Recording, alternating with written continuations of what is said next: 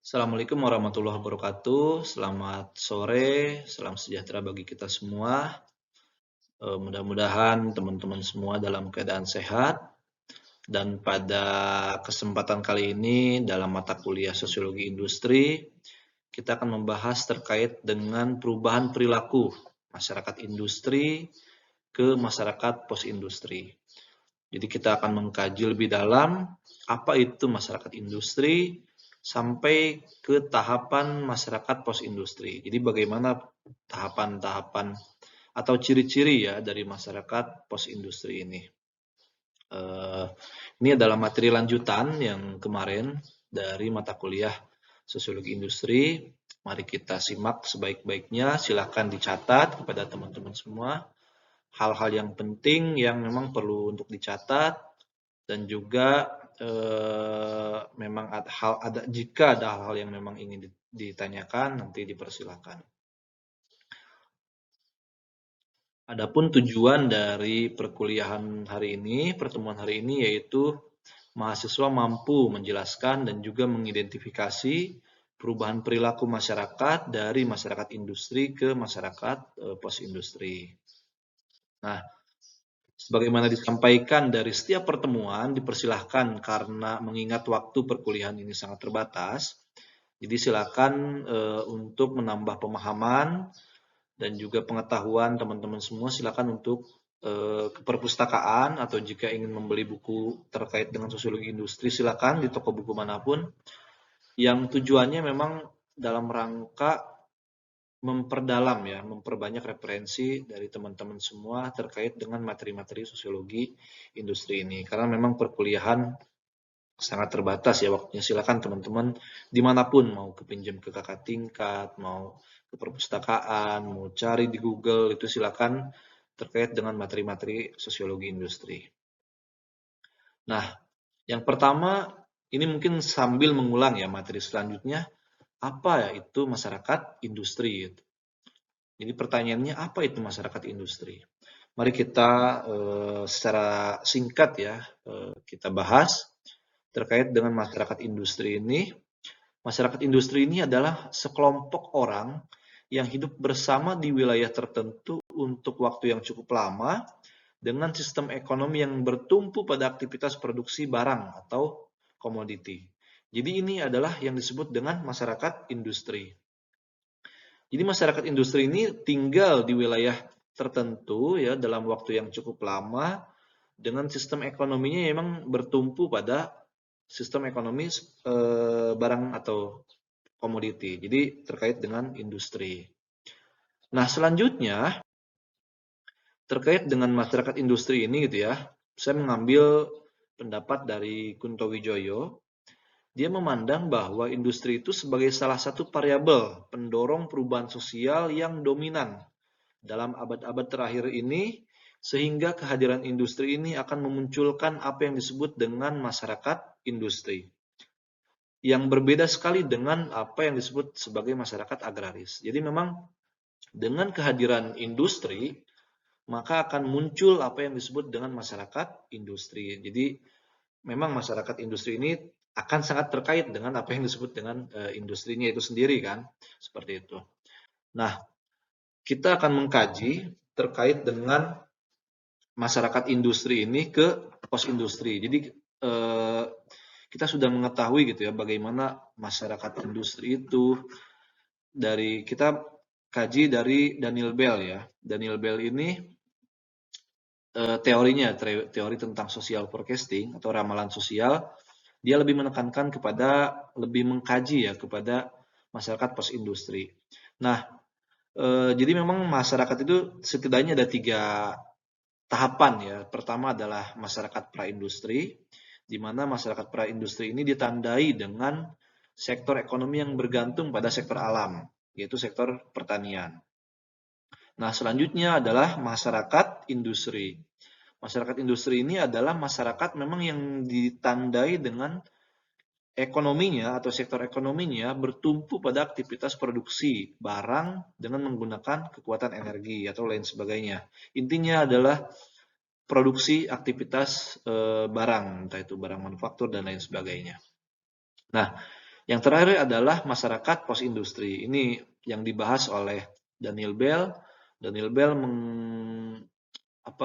mengkaji lebih dalam, membahas lebih dalam, membedah lebih dalam terkait dengan apa itu masyarakat pos industri, mulai dari ciri-cirinya dan lain sebagainya.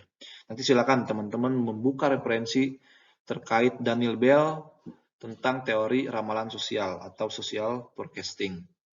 Jadi masyarakat pos industri ini ditandai dengan peralihan dari masyarakat penghasil barang menjadi masyarakat penghasil jasa.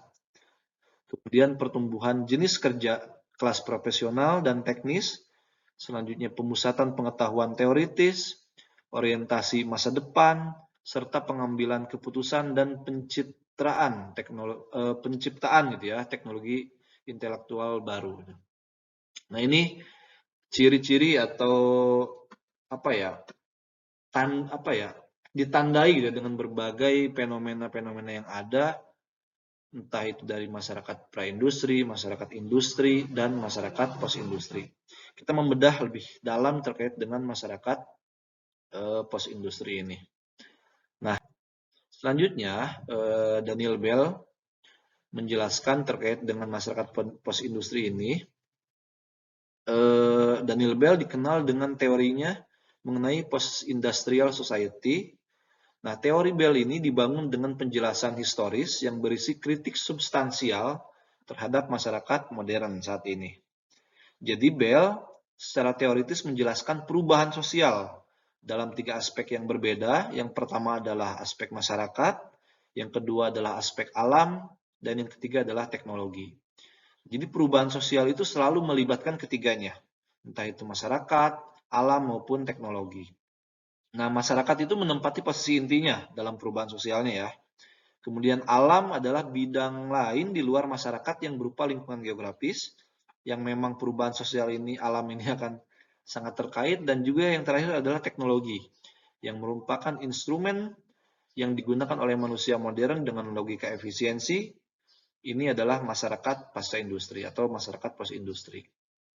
Nah, hipotesis utama Bell ini adalah bahwa dunia barat sedang mengalami transisi dari masyarakat industri menuju masyarakat post-industri, di mana ilmu pengetahuan dan teknologi mendominasi.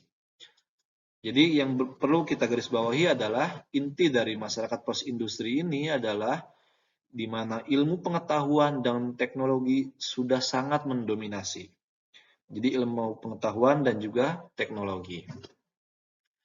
Baik, kita lanjut. Ya, untuk mengkaji ya masyarakat pos industri ini kita bisa melihat dari beberapa dimensi. Yang pertama adalah dimensi dari sektor ekonomi, yang kedua dimensi lapangan kerja, yang ketiga dimensi pengetahuan, dan yang keempat adalah teknologi. Ini adalah ciri atau terkait dengan masyarakat pos industri. Kita bahas satu persatu. Pertama dari sektor ekonomi. Ciri dari masyarakat post-industri ini terjadi pergeseran dari masyarakat penghasil barang menjadi masyarakat penghasil jasa. Itu ciri dari masyarakat post-industri. Yang dulunya industri itu dari proses produksi menjadi barang gitu. Barang industri manufaktur gitu ya. Kemudian sekarang sudah menjadi masyarakat penghasil jasa. Kita bisa melihat gitu ya, dari gambar di sini ada berbagai macam industri yang berbasis teknologi digital gitu ya. Entah itu dari GoPay, Gojek dan lain sebagainya, kemudian Tokopedia dan lain sebagainya, itu semua merupakan industri penghasil jasa. Ini adalah ciri dari masyarakat post industri. Yang tadinya adalah menghasilkan barang, sekarang bergeser menjadi penghasil jasa. Itu yang pertama. Yang kedua dari aspek lapangan pekerjaan ya. Sekarang sudah terjadi perubahan dalam jenis kerja, di mana kelas profesional dan teknis sebagai jantung dari masyarakat post-industri. Sekarang di berbagai negara, ini kajian dari Bell itu ya, sudah bergeser itu ya, bahwa kelas-kelas profesional dan teknis ini sebagai jantungnya bagi masyarakat pos industri. Karena apa? Karena di sini adalah masyarakat yang memang memiliki pendidikan. Jadi dari aspek lapangan kerja ini sekarang sudah ditempati oleh orang-orang yang profesional. Nah, bagi orang-orang yang tidak memiliki skill ya, tidak memiliki kemampuan, nanti akan tergeser ya, nanti akan kalah dengan orang-orang yang memiliki profesionalisme, apalagi terkait dengan saat ini gitu ya, terkait dengan revolusi industri keempat berbasis digital, sehingga semua perlu tenaga-tenaga yang terampil, profesional, dan memunculkan inovasi-inovasi baru. Nah, ini terkait juga dengan aspek yang ketiga, yaitu pengetahuan. Di sini pengetahuan itu sangat diutamakan dalam mendorong ide dan inovasi. Jadi saat ini yang tadinya pabrik-pabrik itu gitu ya hanya sekedar misalkan menerima lulusan SMA atau sederajat, yang penting misalkan bisa menjahit dan lain sebagainya itu ya. Ini bagi industri-industri penghasil barang gitu ya. Yang saat ini memang masih ada. Kemudian sekarang sudah bergeser menjadi industri penghasil jasa. Nah, di sana perlu yang namanya orang-orang yang memiliki pengetahuan dalam rangka mendorong ide, dalam rangka mendorong inovasi. Misal, contoh perusahaan Gojek, kita tidak terpikirkan yang tadinya ojek itu ada di pangkalan gitu ya, sekarang ada ide dengan mereka membuat aplikasi gitu. Aplikasi Gojek ini sekarang kita bisa mendapatkan manfaatnya. Itu dari jasa gitu ya, jasa dari aplikasi ini. Nah, oleh karena itu saat ini dengan aspek pengetahuan ini masyarakat berbondong-bondong untuk menempuh pendidikan yang lebih tinggi lagi. Mereka belajar lagi untuk mencari skill-skill baru, apalagi skill yang terkait dengan teknologi informasi dan komunikasi. Karena sekarang sudah zamannya teknologi informasi dan komunikasi. Oleh karena itu pengetahuan ini sangat diutamakan, skill ini sangat diutamakan. Nah, yang keempat adalah terkait dengan aspek teknologi. Jadi sentralitas ilmu baru di industri ini sekarang sudah berbasis teknologi. Untuk membahas itu semua, mari kita lihat slide selanjutnya.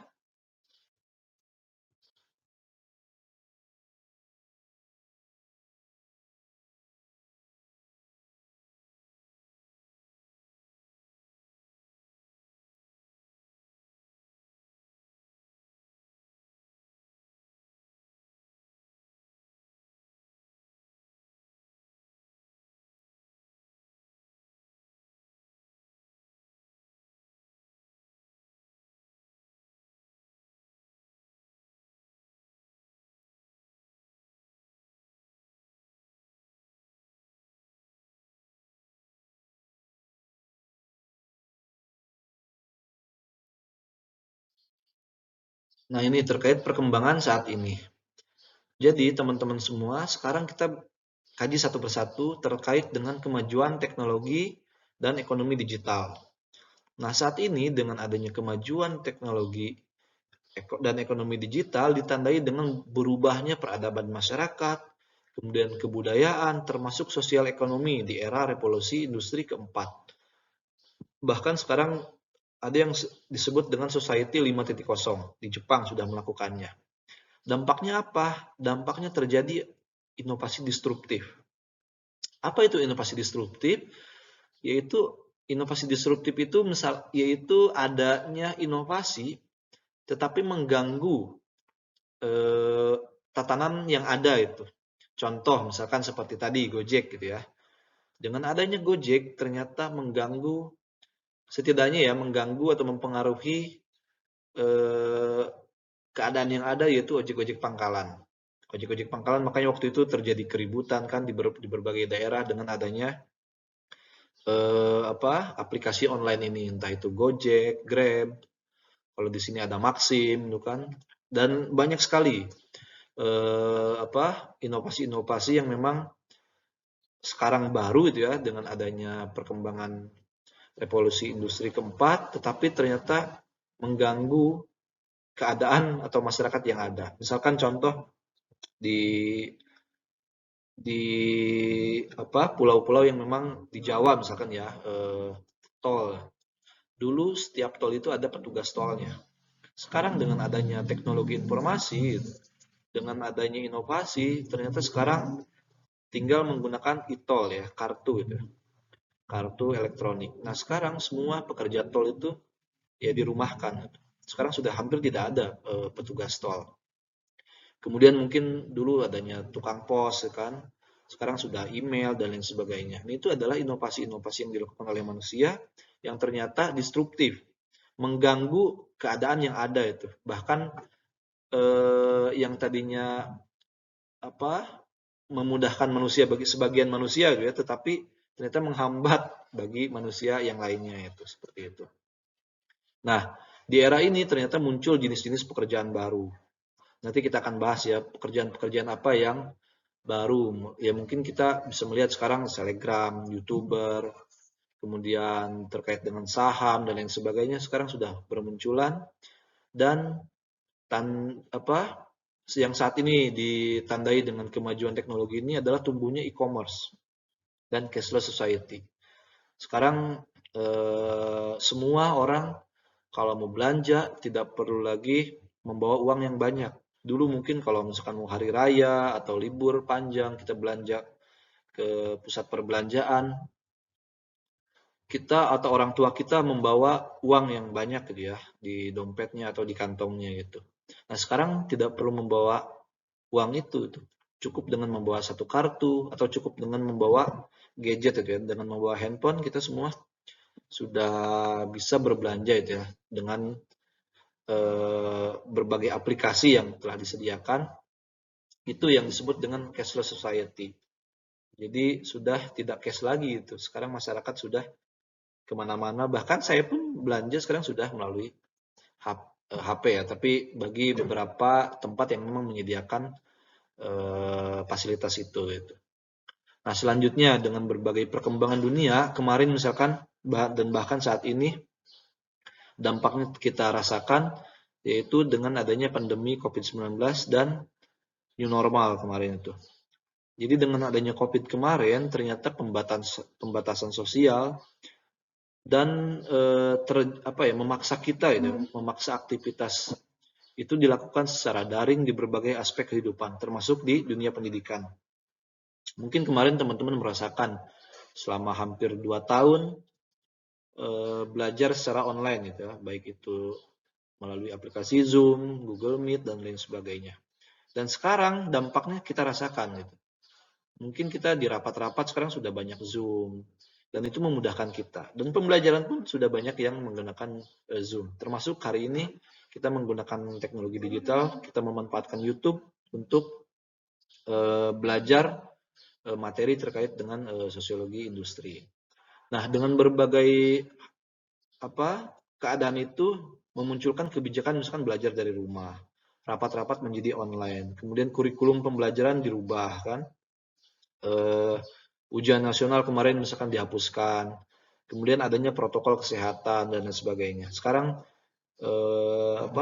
ketika ingin naik angkutan umum ya khususnya misalkan pesawat harus sudah swab misalkan sampai booster.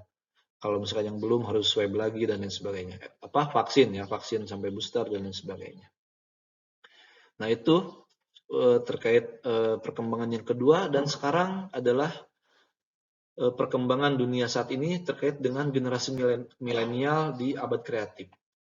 Jadi saat ini sering disebut sebagai abad kreatif, di mana kebutuhan informasi, pengetahuan, kreativitas, inovasi, dan jejaring. Ini jejaring gitu ya.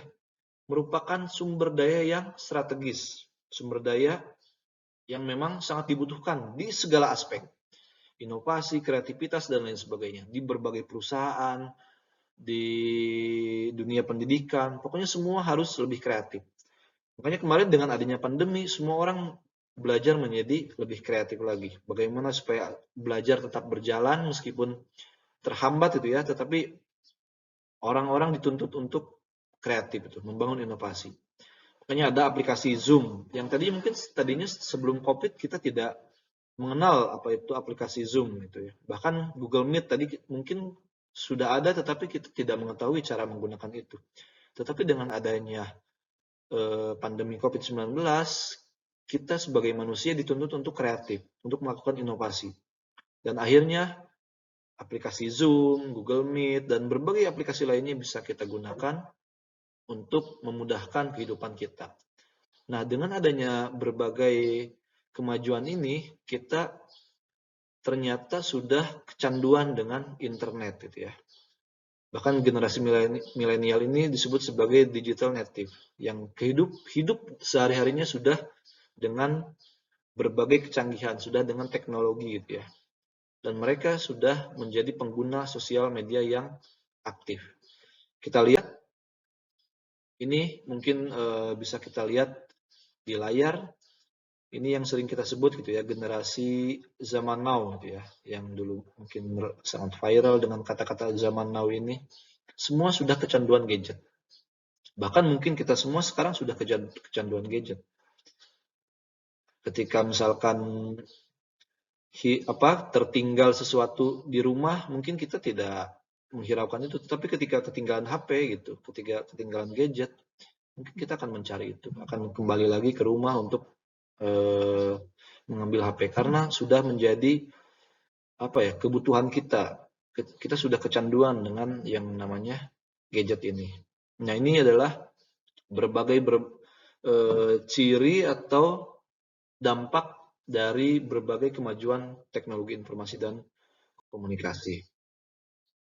Nah, sekarang kita lihat itu ya beberapa fenomena yang terkait dengan teori Bell ini, yaitu merebaknya usaha sektor-sektor jasa berbasis teknologi. Ini yang diprediksi oleh Bell gitu ya waktu itu, dengan prediksinya bahwa ke depan akan lahir masyarakat pos industri dengan sektor-sektor jasa gitu. Dari produksi barang menjadi produksi jasa, menjadi layanan jasa itu. Sekarang mungkin teman-teman semua bisa melihat itu ya. Dan di HP-nya mungkin sudah banyak sekali aplikasi yang digunakan, entah itu Shopee, Tokopedia, Bukalapak, OLX, atau Blibli, dan lain sebagainya. Kemudian misalkan dari transportasi online gitu ya, Gojek, Grab, kemudian Uber, Bluejack, Maxim, dan lain sebagainya. Itu sudah banyak sekali sekarang ini aplikasi-aplikasi digital, layanan-layanan digital yang memang itu semua merupakan teknologi untuk pelayanan jasa itu ya. Jasa-jasa layanan yang tujuannya adalah memudahkan kehidupan kita, memudahkan kehidupan manusia. Termasuk di dunia industri. Sekarang sudah banyak sekali yang tadinya masih dalam tanda kutip teknologinya masih belum berkembang, masih dengan cara-cara yang tradisional, kemudian sekarang sudah menjadi modern dengan menggunakan mesin dan lain sebagainya. Sehingga banyak sekali pabrik-pabrik yang mengurangi tenaga kerjanya karena menggunakan teknologi, kemajuan teknologi, entah mesin dan lain sebagainya. Nah, selanjutnya dari masyarakat pos industri ini gitu ya. Di era ini Bell ini menilai bahwa yang mendominasi dari masyarakat pos industri ini yaitu ilmu pengetahuan dan teknologi gitu ya. Sehingga ketika misalkan kita tidak memiliki kemampuan mengolah informasi dan juga dukungan teknologi gitu ya, maka itu akan menyulitkan kita. Akan sulit bagi masyarakat juga untuk mampu bertahan dan melangsungkan kehidupannya. Jadi keberadaan teknologi ini menjadi penyelamat bagi keberlangsungan hidup kita. Apalagi saat itu ya, waktu pandemi gitu ya, semua dilakukan dengan online gitu. Semua ketika semua dilarang gitu untuk keluar, dibatasi itu. Maka semua aktivitas pembelajaran, belanja semua dilakukan secara online. Inilah industri jasa yang ternyata prediksi dari Bell ini dari produksi barang gitu ya, manufaktur gitu ya, menjadi layanan jasa ternyata sekarang terjadi gitu. Ini yang menurut Bell dinamakan sebagai masyarakat post industri dari jasa dari barang menjadi layanan jasa, dari produksi barang menjadi layanan jasa. Kita lihat misalkan dari kuliah di gambar ya, kuliah offline, kemudian sekarang menjadi kuliah online. Kemudian belanja yang sekarang di supermarket, yang mungkin kita masih melakukannya juga gitu ya. Tapi sekarang ketika misalkan kita malas keluar, sekarang sudah bisa belanja online melalui berbagai aplikasi layanan jasa yang disediakan oleh operator-operator layanan jasa tersebut. Ini adalah ciri dari masyarakat post industri. Nah, selanjutnya kita lihat banyak peluang pekerjaan di era digital yang saat ini terjadi. Ternyata muncul berbagai pekerjaan baru yang tadinya mungkin misalkan YouTuber gitu ya. Kita tidak tahu ternyata dengan adanya YouTube bisa menghasilkan uang yang banyak. Bahkan artis-artis berbondong-bondong yang tadinya di TV sekarang sudah YouTube. Kemudian banyak sekali YouTuber-YouTuber baru gitu ya, yang tadinya tidak terkenal menjadi jutawan, menjadi pokoknya banyak sekali penghasilannya dari yang namanya YouTube gitu ya. Makanya banyak sekali yang menjadi YouTuber, selebgram dan lain sebagainya. Nah, sekarang teman-teman bisa melihat itu bagaimana peluang-peluang kerja saat ini, peluang-peluang kerja yang baru gitu dengan hadirnya berbagai aplikasi digital. Mulai dari bisnis e-commerce, kemudian dropshipper, kemudian digital marketing, trader saham dan investor kan, kemudian bisa blogger, translator ya, penerjemah, kemudian pengajar. Sekarang bahkan seperti ruang guru dan lain sebagainya ya. Sekarang sudah banyak sekali pembelajaran yang memang menggunakan aplikasi ya. Kemudian programmer, pialang saham, gamer ya. Sekarang tidak menyangka ya ternyata menjadi gamer itu menghasilkan ya. Kemudian konsultan, event planner, kemudian content creator, selanjutnya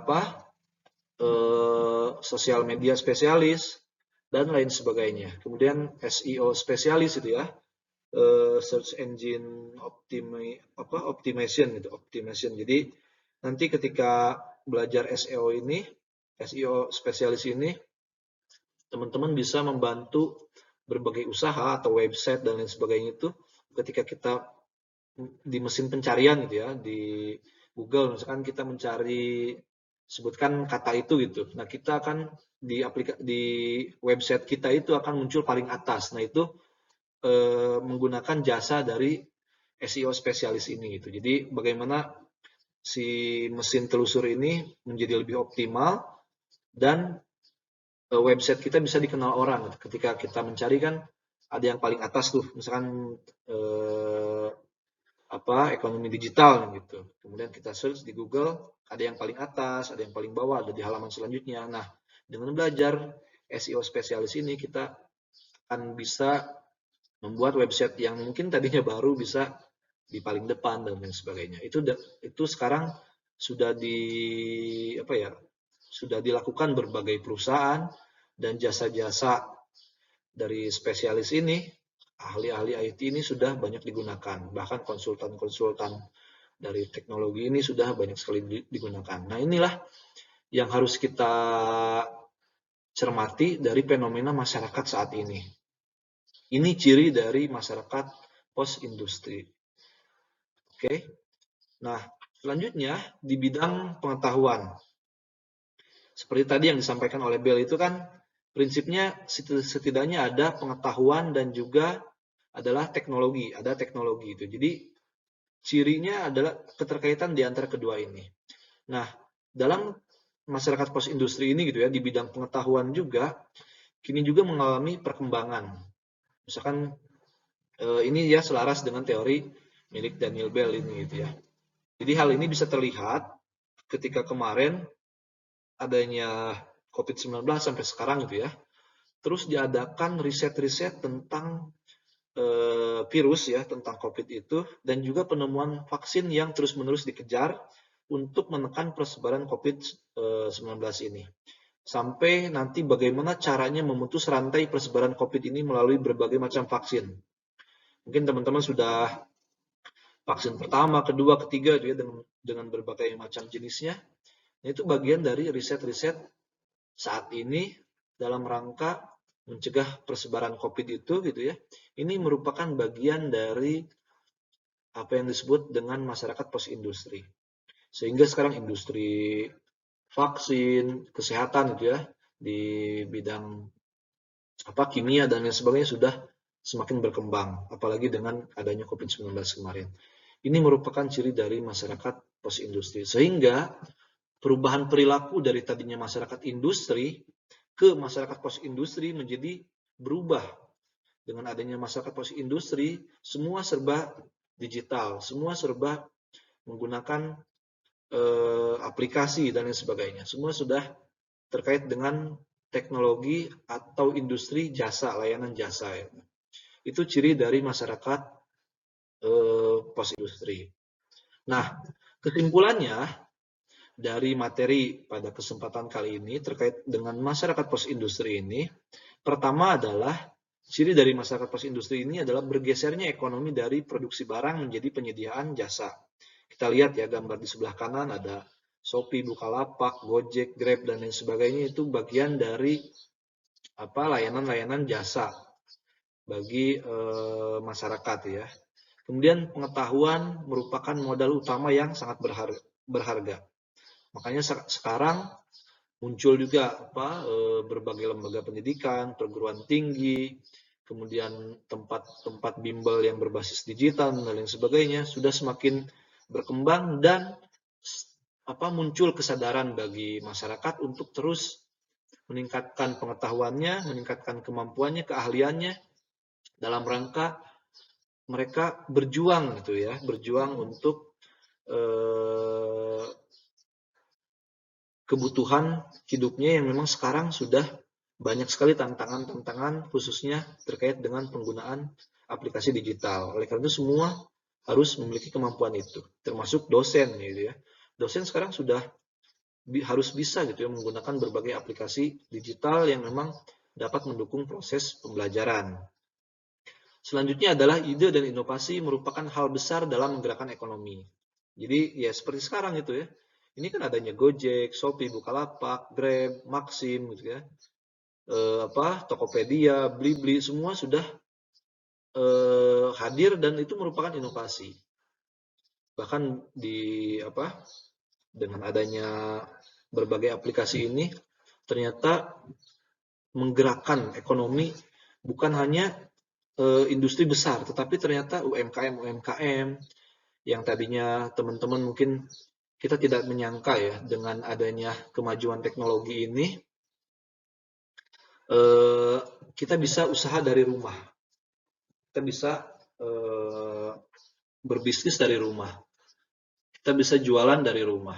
Jadi kita tidak perlu memiliki toko, sewa toko gitu ya, atau kita sewa ruko gitu ya. Tetapi sekarang kita dengan berbagai layanan yang ada, gitu. Sekarang kita jualan bisa dari rumah saja, jualan makanan dan lain sebagainya gitu ya, pakaian sekarang sudah tinggal dari rumah, tinggal kita promosikan di berbagai sosial media dan berbagai layanan yang ada. Kemudian lewat proses globalisasi dan otomasi ini, jadi otomasi itu sekarang sudah berbasis digital gitu ya, bahkan produksi-produksi di pabrik pun sudah menggunakan robot, menggunakan mesin gitu ya. Nah, maka pekerjaan mulai lebih menggunakan mesin yang mengakibatkan kesempatan kerja bagi seluruh buruh itu, bagi buruh ya, manual dan kerah biru itu menurun. Jadi sekarang sudah semakin menurun kesempatan kerjanya, sedangkan pekerjaan profesional seperti pendidik, insinyur, kemudian ilmuwan, teknisi, ahli kesehatan dan lain sebagainya itu semakin meningkat. Karena apa? Karena ciri dari masyarakat post industri itu adalah terkait dengan bagaimana seseorang itu memiliki pengetahuan dan juga inovasi, serta terkait juga dengan teknologi. Makanya di era sekarang ini ya, di era masyarakat post industri ini banyak sekali dibutuhkan adalah teknisi-teknisi ahli digital misalkan, ilmuwan-ilmuwan, ahli kesehatan dan lain sebagainya. Itu sangat dibutuhkan. Nah, yang selanjutnya adalah teknologi, sains dan konsumsi informasi itu meningkat dan menjadi sebuah kebutuhan. Sebagaimana tadi disampaikan, sekarang ini sudah eranya era informasi. sudah eranya yang sering kita sebut dengan masyarakat informasi. Sekarang semua informasi bisa kita lihat dari gadget itu ya, dari genggaman tangan kita itu.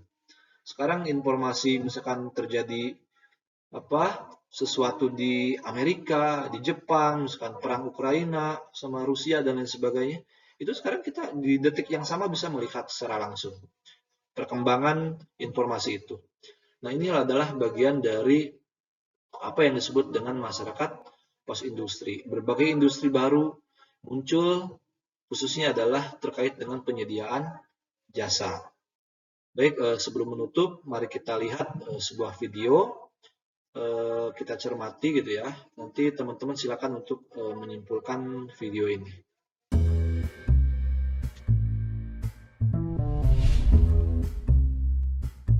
Di internet ataupun di TV pasti kita pernah lihat orang-orang yang rasanya duitnya nggak habis-habis, udah kayak sultan. Di sisi lain kita juga lihat kebalikannya, banyak orang kurang beruntung yang nggak sebanding sama para sultan ini.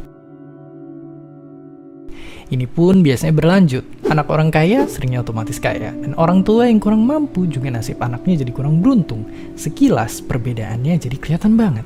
Tapi pertanyaan sebenarnya, apakah benar yang kaya itu makin kaya dan yang miskin makin sengsara? Sebenarnya nggak juga, karena faktanya seiring waktu kalau kita lihat bukan cuma yang kaya aja makin kaya, tapi mereka yang kurang penghasilan pun ikut berkembang. Kenapa bisa begitu? Karena ini semua akibat perkembangan teknologi dan globalisasi yang bikin perdagangan udah nggak dibatasin lagi sama jarak. Dan bahkan sebenarnya kalau kita lihat jumlah orang kurang mampu udah jauh berkurang dengan cepat. Yang tadinya sepertiga penduduk bumi ada di lubang kemiskinan, sekarang jumlahnya nggak nyampe 10% dari penduduk. Tapi walaupun udah jauh berkurang, apa iya kehidupan mereka sekarang aman-aman aja? Kalau bisa dibilang, sejujurnya nggak juga. Malah bisa disebut, walaupun teknologi dan globalisasi ini udah bikin hidup banyak orang berkembang, tapi mereka juga inilah yang nimbulin adanya jurang kesenjangan antara si kaya dan si miskin. Dan kesenjangan inilah yang nimbulin masalah-masalah lain kayak akses pendidikan dan kesehatan yang masih sulit didapetin buat orang-orang kurang mampu. Oke, terus kalau emang ada seberapa parah emang jurang kesenjangan yang ada ini? Jadi sekarang bayangin kayak gini. Saat ini hampir ada 8 miliar penduduk bumi dengan total seluruh duit yang kalau digabung itu sebanyak ini. Harusnya kalau pembagiannya rata, kita semua bakalan punya uang yang cukup buat beli apa aja yang kita mau. Tapi nyatanya nggak begitu. Buat tahu pembagiannya, mari kita kecilin penduduk bumi cuma jadi 100 orang aja. Lalu beginilah pembagian mereka. Ternyata kekayaan 57 orang di sini nggak ada apa-apanya sama 2 kelompok orang ini. Bahkan ternyata hampir setengah duit yang ada di dunia dikuasain 1 orang terkaya.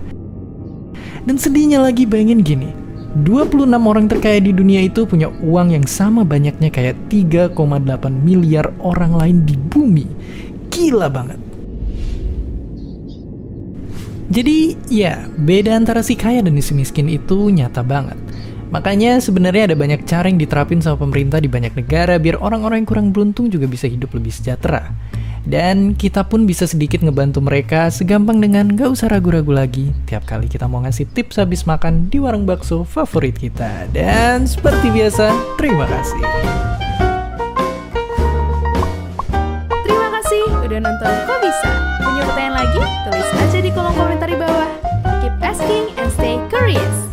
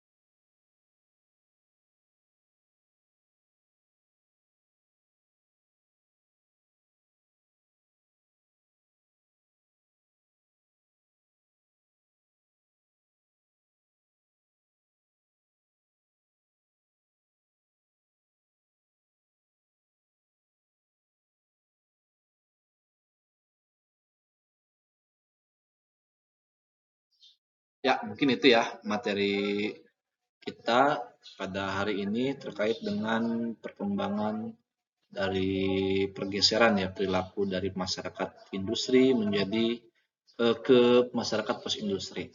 Silakan teman-teman untuk mengkaji lebih dalam dari berbagai sumber buku-buku yang tadi saya sampaikan sebelumnya ya. Baik, mungkin itu saja. Terima kasih. Assalamualaikum warahmatullahi wabarakatuh. Selamat sore.